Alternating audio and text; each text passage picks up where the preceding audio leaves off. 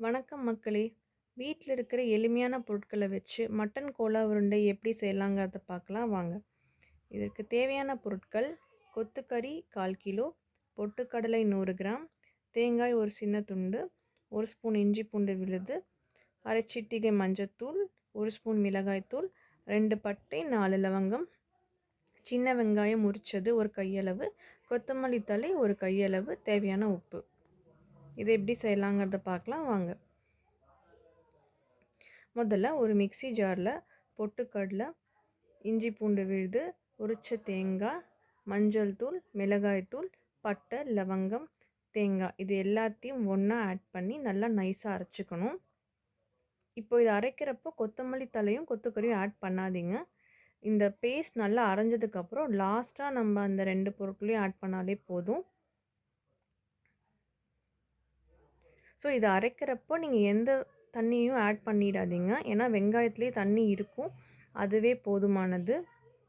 இந்த பேஸ்ட் நல்லா நைஸாக அரைஞ்சதுக்கப்புறம் லாஸ்ட்டாக கொத்தமல்லி தலையும் கொத்துக்கறியும் மட்டும் போட்டு ஒரு 30 செகண்ட்ஸ்க்கு மட்டும் நீங்கள் கிரைண்ட் பண்ணால் போதும். ஸோ இது எந்த கன்சிஸ்டன்சியில் இருக்கணுங்கிறது இப்போ நான் காட்டுறேன். தண்ணி மட்டும் ஆட் பண்ணிடக்கூடாது. ஸோ இது ஒரு வடை மாவு கன்சிஸ்டன்சியில் இருக்கும். இந்த அளவுக்கு அரைச்சா போதும். ஸோ இதை நீங்கள் உடனே பால் ஷேப்பில் பண்ணிவிட்டு ஆயிலில் டீப் ஃப்ரை பண்ணிடலாம்.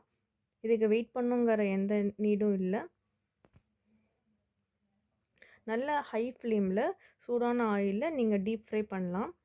5லேருந்து 7 நிமிஷம் வரைக்கும் நீங்கள் டீப் ஃப்ரை பண்ணலாம்.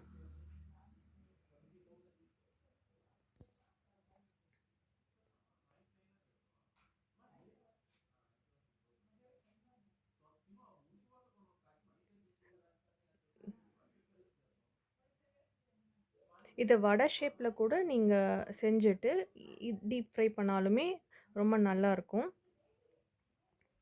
ஸோ அது எப்படின்னா பாருங்கள்.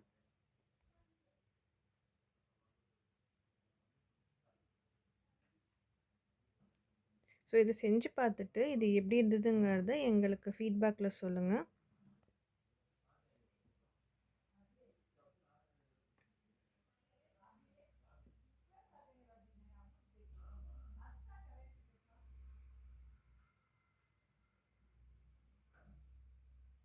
நன்றி மக்களே! எங்களோட சேனலை லைக் பண்ணுங்கள், ஷேர் பண்ணுங்கள், சப்ஸ்கிரைப் பண்ணுங்கள்.